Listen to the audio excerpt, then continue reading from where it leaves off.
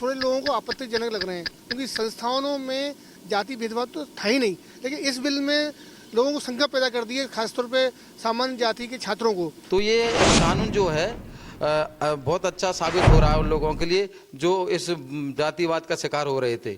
और चूंकि यूजीसी वह संस्था है कि जो भी नियम वो बनाती है या गजट नोटिफिकेशन जो सामने आता है उसका पालन करना कश्मीर से लेकर कन्याकुमारी तक पूरे देश को सभी शिक्षण संस्थानों को उसका पालन करना होता है। आवश्यकता ही नहीं ना, पहले से कानून विद्यमान है, जो अपराध करें उनको पकड़ो ना।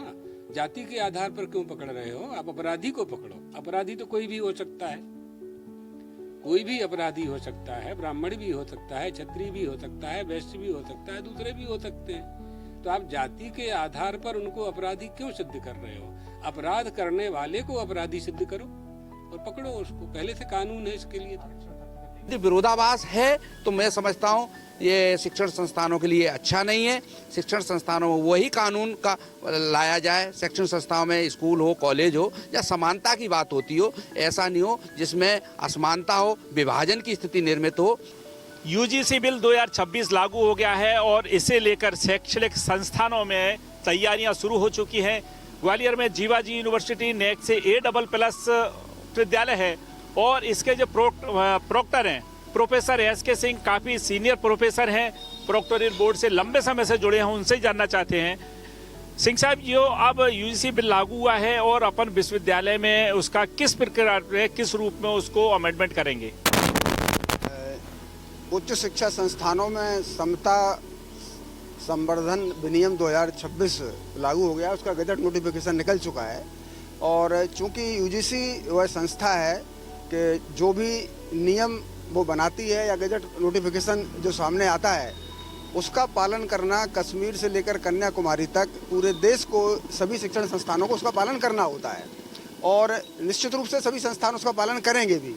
लेकिन अभी कल ही शायद जो है माननीय शिक्षा मंत्री जी का वक्तव्य आया है। उन्होंने कहा है कि इसको लेकर किसी को भी किसी तरह की शंका नहीं होनी चाहिए और किसी के साथ में भी कोई भी अन्याय नहीं होगा। और इसके अलावा मामला न्यायालय में भी पेंडिंग है और बाकी का चूंकि जब तक गजट नोटिफिकेशन हो चुका है तो उसका पालन करना सभी का दायित्व है और सभी को उसका पालन करना पड़ेगा और बाकी जिस तरह के भी निर्देश ऊपर से आते जाएंगे उन सभी का पालन किया जाएगा। अभी चूंकि एक लंबे समय से आप प्रोक्टोरियल बोर्ड में रहे हैं और कहीं किसी प्रकार के छात्रों के साथ में विवाद की स्थिति या मारपीट हो या दूसरे प्रकार के मामले आते हैं, उसको एक पूरी टीम आपकी प्रोक्टोरियल बोर्ड की जो उसको डिस्पोजल करती है, उसको पक्ष सुनती है, तो इसमें उसमें थोड़ा सा कहाँ अंतर महसूस हो रहा है? देखो, मेरा जो व्यक्तिगत तौर पर मानना है कि जो शिक्षक होते हैं, शिक्षकों के लिए हर छात्र बराबर है और मैं चूंकि 5 बार ज्वाइंट प्रोक्टर रहा हूं और 3rd टाइम प्रोक्टर हूं। मैं एक प्रोक्टर को एक पावर रहती है कि डिसिप्लिन के संबंध में विश्वविद्यालय में अगर कोई ऑथेंटिक डॉक्यूमेंट इशू करता है तो वह प्रोक्टर ही करता है, जिसे प्रोक्टर सर्टिफिकेट कहते हैं। और मेरा वर्षों का अनुभव है कि अपने यहाँ पर पहले कश्मीर के बहुत स्टूडेंट यहाँ पर जो एडमिशन लेते थे, नॉर्थ ईस्ट के भी स्टूडेंट आते थे, तो जब वो प्रोक्टर सर्टिफिकेट लेने के लिए आते थे तो मेरे पास में और उस सबका रिकॉर्ड भी है कि मैं उनसे हमेशा पूछता था सर्टिफिकेट देने के बाद में कि आपने विश्वविद्यालय में या अपने विभाग में किसी भी तरह का डिस्क्रिमिनेशन महसूस किया है? तो मैं आप लोगों को विश्वास दिलाना चाहता हूं कि आज तक मुझे ऐसा कोई भी छात्र नहीं मिला है कि जिसने ये कहा हो कि जीवाजी विश्वविद्यालय में, विश्वविद्यालय के अंदर या किसी भी विभाग में किसी भी तरह का कोई भी डिस्क्रिमिनेशन किया गया हो। और आप सब लोग भी गवाह हैं इसके, क्योंकि आप सब लोग भी 15-20 साल से विश्वविद्यालय में हैं और आप सबको अंदर की सब चीज़ें मालूम रहती हैं। तो जहाँ तक जीवाजी विश्वविद्यालय का प्रश्न है तो हमारे यहाँ पर इस तरह का कोई भी डिस्क्रिमिनेशन देखने को नहीं मिलता है और जो भी डायरेक्शंस ऊपर से आएंगे उनका अक्षरशः पालन किया जाएगा। तो इस प्रकार से जो देख रहे हैं, जो अब मामला निकल के आ रहा है, जो यूजीसी बिल लागू हुआ है, उसको आप किस दृष्टि से देखते हैं? मेरा तो एक ही मानना है, शिक्षण संस्थान के लिए कोई भी देश में कानून बने, प्रदेश में कानून बने, कानून ऐसा बनना चाहिए जिसमें समानता और एकता जैसी भावना होना चाहिए। कोई भी ऐसा कानून लागू नहीं होना चाहिए जिसका कहीं ना कहीं विरोधाभास हो। यदि विरोधाभास है तो मैं समझता हूँ ये शिक्षण संस्थानों के लिए अच्छा नहीं है। शिक्षण संस्थानों में वही कानून का लाया जाए, शिक्षण संस्थाओं में स्कूल हो, कॉलेज हो, या समानता की बात होती हो, ऐसा नहीं हो जिसमें असमानता हो, विभाजन की स्थिति निर्मित हो। कि जो यूजीसी बिल जो केंद्र सरकार ने लागू किया है उसको बहुत पहले ही कर देना चाहिए, जिससे काफ़ी जो बच्चे हैं SC ST OBC के जो बच्चे हैं वो इस जातिवाद का और ये शोषण का शिकार ना होते। और ये केंद्र की जो सरकार आज यूजीसी बिल को लागू करके तमाम बहुजन समाज के जो OBC SC ST लोगों को जो सम्मान देने का काम किया है, उनको पूरा बहुजन समाज उनको बधाई देने का काम कर रहा है।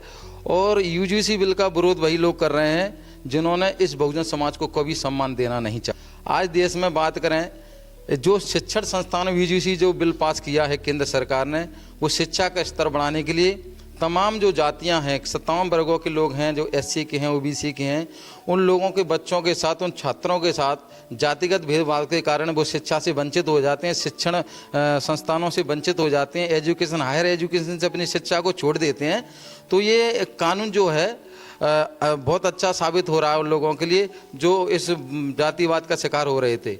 और ये लोग लगातार शुरू से ही विरोध कर रहे हैं क्योंकि इन्होंने हमेशा कभी समाज को सम्मान देना नहीं चाहा। आप क्या मान के चलते हैं, जैसे देखें तो अब चूंकि अच्छा माहौल चल रहा है सारे कॉलेज और विश्वविद्यालयों, अब अचानक बिल लेके आके नहीं, बिल आया जो, लेकिन आज नहीं, करीब 2-3 साल पहले आना था, लेकिन हम इसकी बिल्कुल समर्थन करते हैं।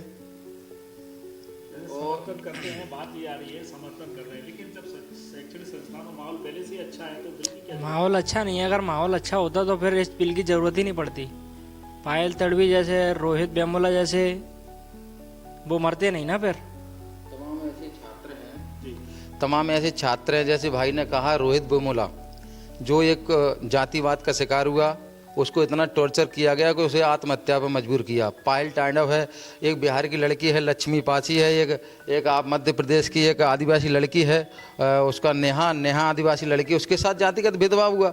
तमाम ऐसे छात्र हैं जिनके साथ ये जातिवादी व्यवस्था जो उन लोगों ने शुरू से थोपी रखी है, उसके कारण जो बच्चे हैं इसका शिकार हो जाते हैं। कहीं ना कहीं वो अपनी शिक्षा को छोड़ देते हैं या वो फिर आत्महत्या कर लेते हैं। यूजीसी बिल का विरोध सवर्ण समाज विरोध कर रहा है, अन्यथा पूरे देश में ना मुसलमान, ना कोई सिख, ना ईसाई इसका कोई विरोध नहीं कर रहा है। तो इससे यह साबित होता है कि असली दुश्मन कौन है और दोस्त कौन है। आप इस चीज़ से आप अंदाज़ा लगा सकते हैं कि जब EWS आया, जब आरक्षण की बात आई, तब किसी के पेट में दर्द नहीं हुआ, ना तो किसी SC के समाज में दर्द हुआ, ना कोई OBC समाज के वर्ग में दर्द हुआ। जब कहीं ना कहीं SC ST OBC को ये करने की बात आती है, उनको सच्चा और समान देने की, शिक्षा व्यवस्था समान देने की बात आती है, तो इन लोगों के पेट में दर्द होना शुरू हो जाता है।